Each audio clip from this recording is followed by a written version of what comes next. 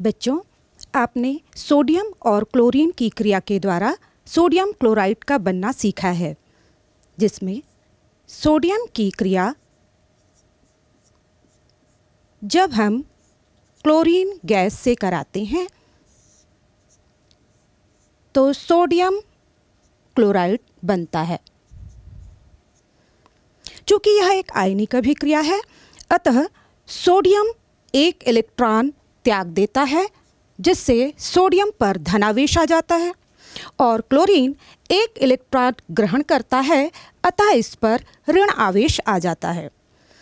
इस अभिक्रिया को हम बैलेंस कर दें तो इसके सामने हमें 2 लिखना पड़ेगा और इसके सामने भी हमने 2 लिखना पड़ेगा। यहाँ पर आप देख रहे हैं कि सोडियम ने इलेक्ट्रॉन का निष्कासन किया है।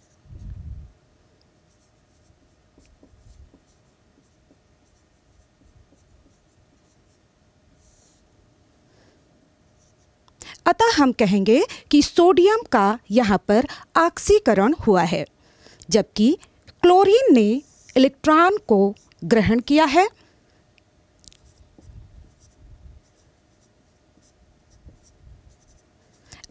अतः हम कहेंगे कि यहाँ पर क्लोरीन का अपचयन हुआ है। इस तरह हम कह सकते हैं कि जब किसी तत्व से इलेक्ट्रॉन निष्कासित होते हैं तो उसका ऑक्सीकरण होता है, और जब किसी तत्व के द्वारा इलेक्ट्रॉन ग्रहण किया जाता है तब उसका अपचयन होता है। बच्चों, इस अभिक्रिया को हम 2 अलग अलग अर्ध अभिक्रियाओं के रूप में भी लिख सकते हैं, जैसे सोडियम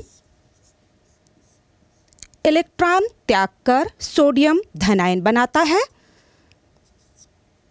इस अभिक्रिया को हम कहेंगे, चूंकि यहाँ पर सोडियम का ऑक्सीकरण हुआ, इसलिए हम इसे कहेंगे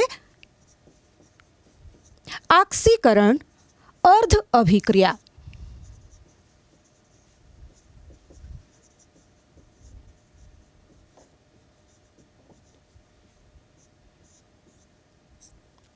इसी तरह चूंकि क्लोरीन के द्वारा इलेक्ट्रॉन ग्रहण किया गया है और क्लोराइड आयन बना, चूंकि यहाँ पर क्लोरीन का अपचयन हुआ, इसलिए हम इस अभिक्रिया को कहेंगे अपचयन अर्ध अभिक्रिया।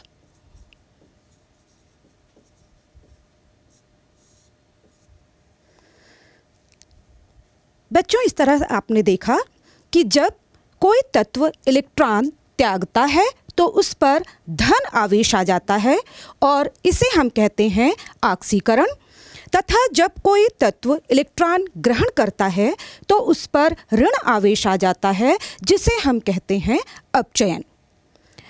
अब देखिए, यहाँ पर सोडियम ने इलेक्ट्रॉन निष्कासित किया, जिसे क्लोरीन ने ग्रहण किया, अतः सोडियम ने क्लोरीन का अपचयन किया, इसलिए हम कहेंगे कि सोडियम एक अपचायक है। उसी तरह से चूंकि यहाँ पर क्लोरीन ने इलेक्ट्रॉन ग्रहण किया, अर्थात उसने सोडियम का ऑक्सीकरण किया, इसलिए हम कहेंगे कि क्लोरीन यहाँ पर एक ऑक्सीकारक है। इस तरह हम इलेक्ट्रॉन स्थानांतरण अभिक्रियाओं के रूप में अपचयन, ऑक्सीकरण, अपचायक तथा ऑक्सीकारक को परिभाषित कर सकते हैं। अपचयोपचय अभिक्रियाएं, रेडॉक्स रिएक्शंस, वह अभिक्रिया जिसमें एक क्रियाकारक का ऑक्सीकरण तथा दूसरे क्रियाकारक का अपचयन होता है, रेडॉक्स अभिक्रिया कहलाती है।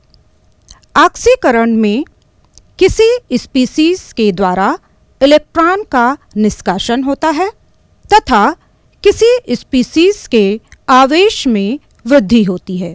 अपचयन में किसी स्पीशीज के द्वारा इलेक्ट्रॉन की प्राप्ति होती है तथा किसी स्पीशीज के आवेश में कमी आती है। ऑक्सीकारक वह अभिकारक जो इलेक्ट्रॉन ग्रहण करता है तथा अपचायक वह अभिकारक जो इलेक्ट्रॉन का दान करता है।